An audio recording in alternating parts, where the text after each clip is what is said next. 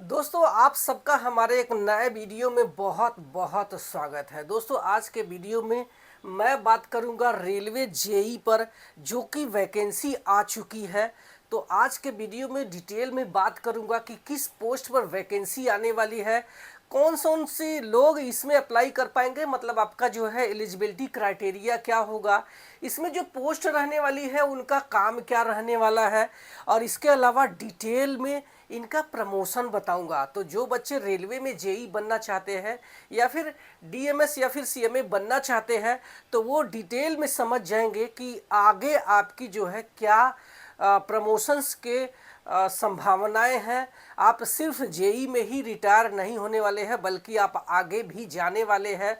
तो चलिए डिटेल में आपको सारी चीज़ें मैं बताने वाला हूं। तो आपको बता दूं कि रेलवे ने अपना जो इंडिकेटिव नोटिस है वो जारी कर दिया है, और आप देख सकते हैं ये 25 जुलाई का जो है इंडिकेटिव नोटिस है। बहुत जल्दी ही आप इसका फॉर्म भर पाएंगे। इसका फॉर्म आप 14 अगस्त से भर पाएंगे, जो कि भारतीय रेलवे की ऑफिशियल वेबसाइट से फॉर्म आप भर पाएंगे। लास्ट डेट आप 13 सितंबर 2026 इसमें रहने वाली है। टोटल जो है पोस्ट की बात करूं तो 4098 अब की बार रहने वाला है, जिसमें हम पहले के जो वर्षों में वैकेंसी आई है उसके डिटेल की बात करें तो 2025 में वैकेंसी आई थी, ये 2569 आई थी, और उसके बाद थोड़ी सी उसमें वैकेंसी बढ़ गई थी तो ये वैकेंसी बढ़ के 2585 हो चुकी थी।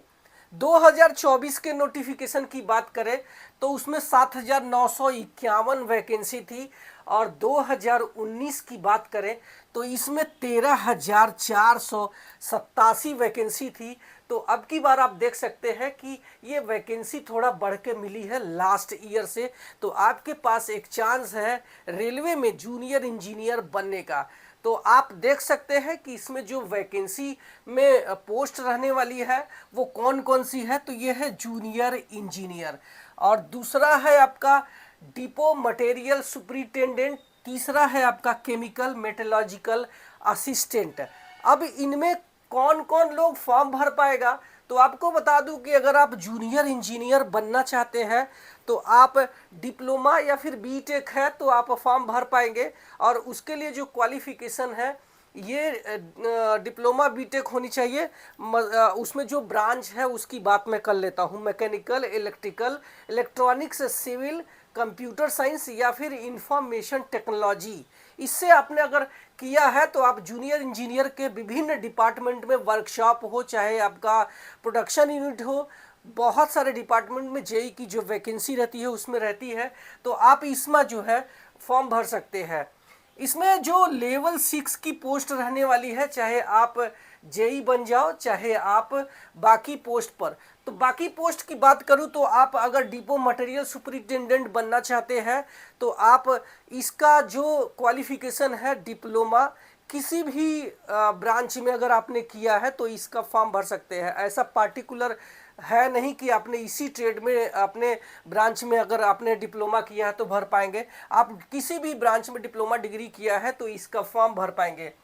केमिकल मेटलॉजिकल असिस्टेंट की बात करूं तो इसमें जो है आपकी जो क्वालिफिकेशन है बीएससी फिजिक्स केमिस्ट्री आपका सब्जेक्ट होना चाहिए। मिनिमम जो पासिंग मार्क है ये आपका 45% बीएससी में होना चाहिए।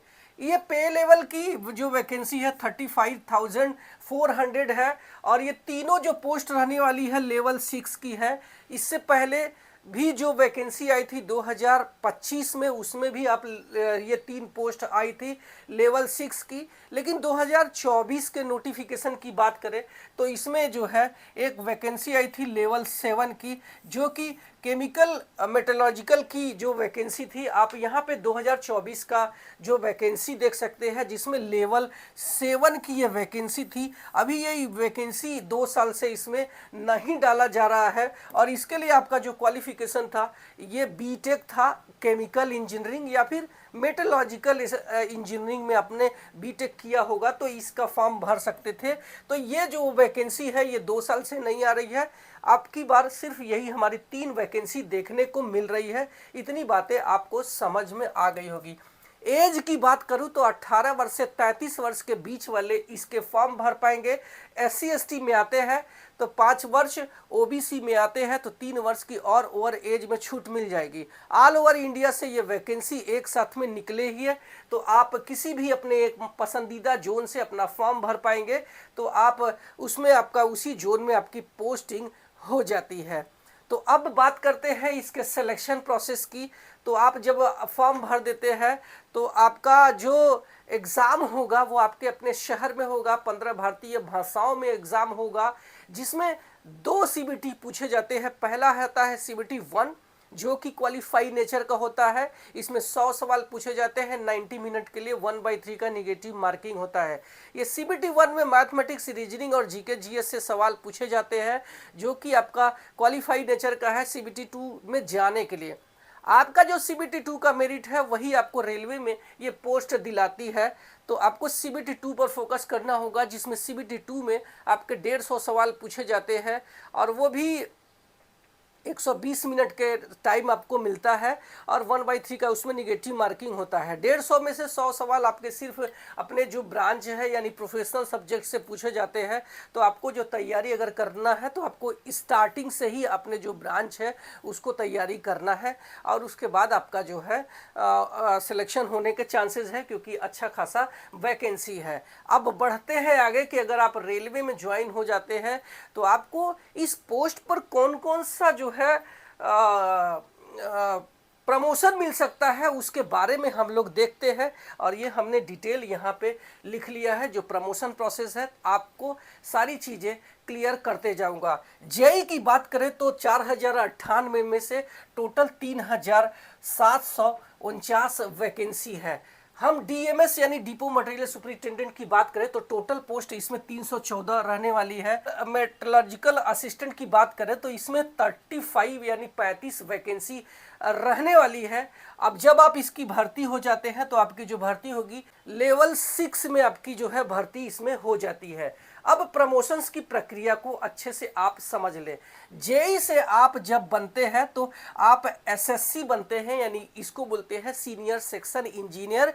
इसके लिए कोई भी आपको एग्जाम देना नहीं होता है। आपके डिवीजन वाइज 2 से 3 साल में ही आप जो है इसमें अपना प्रमोशन पा जाते हैं, बशर्ते जो आप जेई का जो ट्रेनिंग होगा उसमें आप कितना अच्छा परफॉर्म करते हैं, उस ट्रेनिंग के दौरान आप कितना नंबर अच्छे से लाते हैं, उसी के अकॉर्डिंग आपका जो है सीनियरिटी बन जाता है। और अगर आप सीनियर है तो बहुत पहले उसमें प्रमोशन मिल जाएगा, लेकिन आप मान के चलो कि 3 साल के अंदर ही आपका प्रमोशन हो जाता है। चूंकि इस जेई में बहुत सारे ब्रांच होते हैं, चाहे वो सिविल हो, चाहे इलेक्ट्रिकल हो, चाहे मैकेनिकल डिपार्टमेंट हो, तो आपके जो है ब्रांच के अकॉर्डिंग किसी में कम किसी में ज़्यादा थोड़ा सा टाइम वेरिएशन लेकर के इसमें आपका सीनियर सेक्शन इंजीनियर में प्रमोशन हो जाता है। DMS की बात करें तो इसमें जो है कोई ऐसा एक ब्रांच नहीं है, ऑल ब्रांच वाले इसको अप्लाई कर पाते हैं। तो इसका जो प्रमोशन होगा इसमें भी 4 से 5 साल लग जाते हैं, जिसमें कि आप DMS से चीफ डिपो मटेरियल सुपरिटेंडेंट बन जाते हैं, यानी कि CDMS, जो कि लेवल 7 की वैकेंसी होती है। SSC भी लेवल 7 की वैकेंसी होती है। इसके बाद बात करते हैं CMA। इसमें जो है 50% जो है सीटें डायरेक्ट कोटा के द्वारा भरी जाती है, जो कि मैंने अपने इसी जो है पोस्टर में दिखाया था। 2024 में इन्होंने दिया था वैकेंसी, लेकिन अब ये वैकेंसी नहीं है। इसमें जो है 50% डायरेक्ट कोटा से भरी जाती है 2018 के रेलवे बोर्ड के लेटर के अनुसार, और जो 50% सीटें बचती है वो इन्हीं CMA से प्रमोशन से यानी डिपार्टमेंटल कोटा से भरी जाती है। और इसमें भी आपका जो है 33% इनके जो है LDC एग्जाम के जरिए भरी जाती है। और ये भी आपका जो है CMS मेट्रोलॉजिकल सुपरिटेंडेंट बन जाते हैं, जो कि लेवल 7 की वैकेंसी होती है।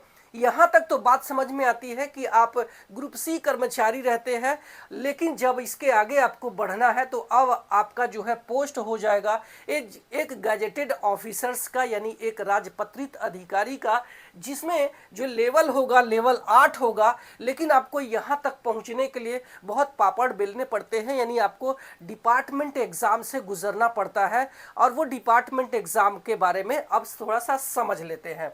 तो इसमें जो है आपका, इसको बोलते हैं लिमिटेड डिपार्टमेंट कॉम्पिटिटिव एग्जामिनेशंस। तो इससे आप अगर प्रमोशंस पाते हैं तो ग्रुप बी ऑफिसर्स बनते हैं, जिसमें अगर मान लीजिए कि अगर आप इलेक्ट्रिकल डिपार्टमेंट से हैं तो आप असिस्टेंट इलेक्ट्रिकल इंजीनियर, या फिर अगर आप मैकेनिकल डिपार्टमेंट से हैं तो असिस्टेंट मैकेनिकल इंजीनियर, या फिर असिस्टेंट वर्कशॉप मैनेजर, जिसको हम AWM भी बोलते हैं। इसके अलावा अगर आप सिविल से हैं तो असिस्टेंट इंजीनियर, या फिर अगर आप इलेक्ट्रॉनिक्स या टेलीकम्युनिकेशन डिपार्टमेंट के कंप्यूटर या फिर इंफॉर्मेशन टेक्नोलॉजी से हैं तो असिस्टेंट टेलीकम्युनिकेशन इंजीनियर से आप बन सकते हैं। लेवल 8 की जो वैकेंसी रहने वाली है।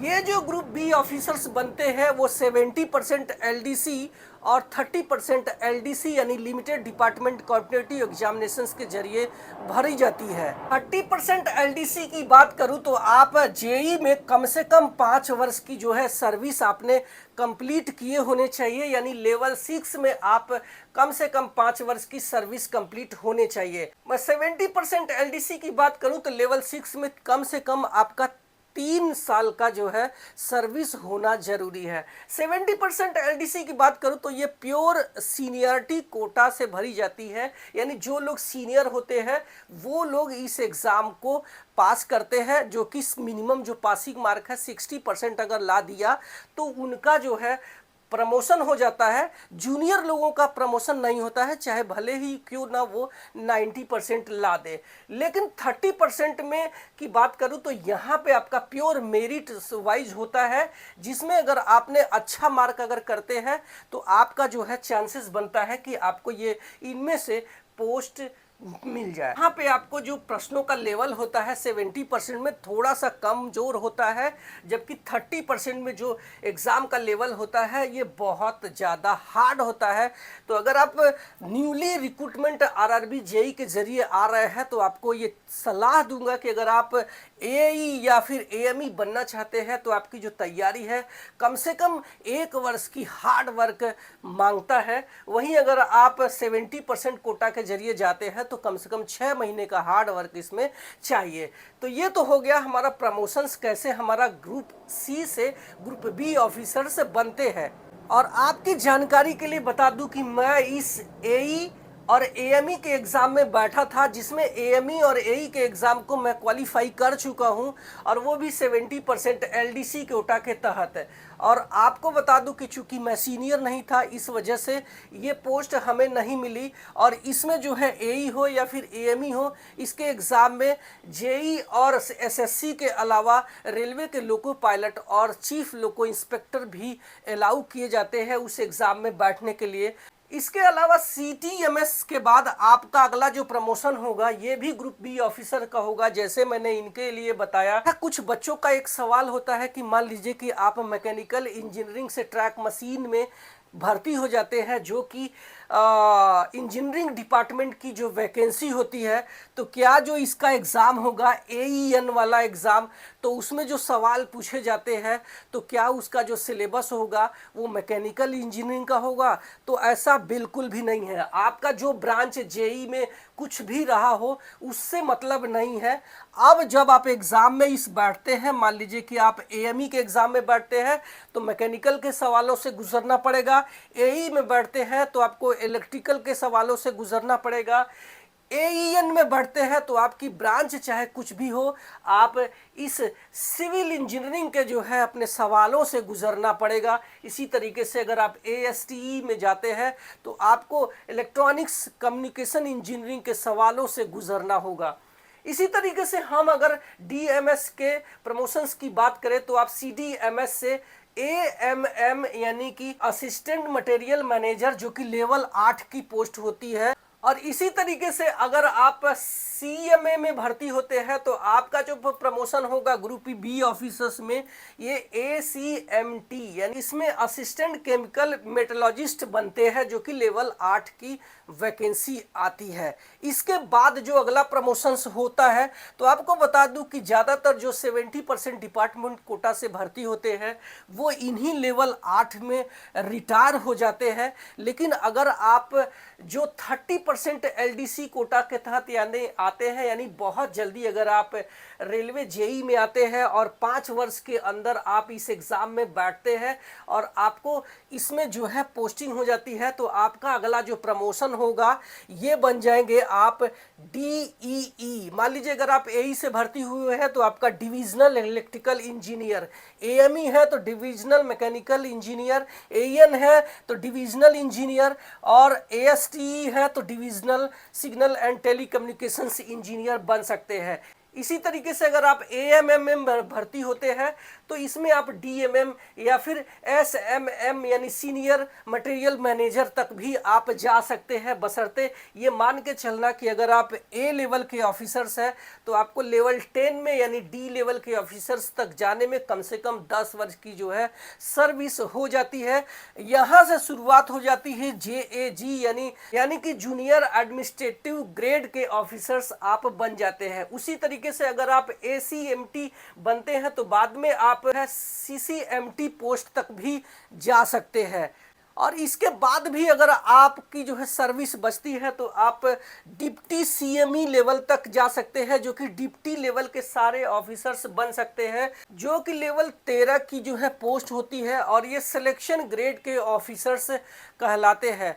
तो ये हमारा जो है पूरा डिटेल में था कि कैसे आप जो है इन पोस्ट से किस पोस्ट पर प्रमोशन पा सकते हैं। और आपको बता दूं कि अगर आप रेलवे ग्रुप C से ग्रुप B ऑफिसर्स बनना चाहते हैं और वो भी AE या फिर AME, तो आपको बता दूं कि इस एग्ज़ाम को मैं पास कर चुका हूं, तो मुझे इसका पूरा सिलेबस पता है और पूरा जो है स्टडी मटेरियल आपको मेरे इस एप्लीकेशन जो कि मोबाइल के प्ले स्टोर में आपको मिल जाएगा, इसमें मैंने अपलोड कर दिया है। और आप देख सकते हैं कि एक हफ्ते के अंदर लगभग 1300 बच्चे जो है ज्वाइन हो चुके हैं, जिसमें अलग अलग कोर्स लेकर के ये लोग तैयारी कर रहे हैं। और मैं AME और AE का जो है पूरा का पूरा स्टडी मटेरियल सिलेबस वाइज और वहाँ पे क्वेश्चंस पेपर भी मैंने आपको डाल दिए हैं नोटिफिकेशन के साथ में, तो आप इसका फ़ायदा भी उठा सकते हैं।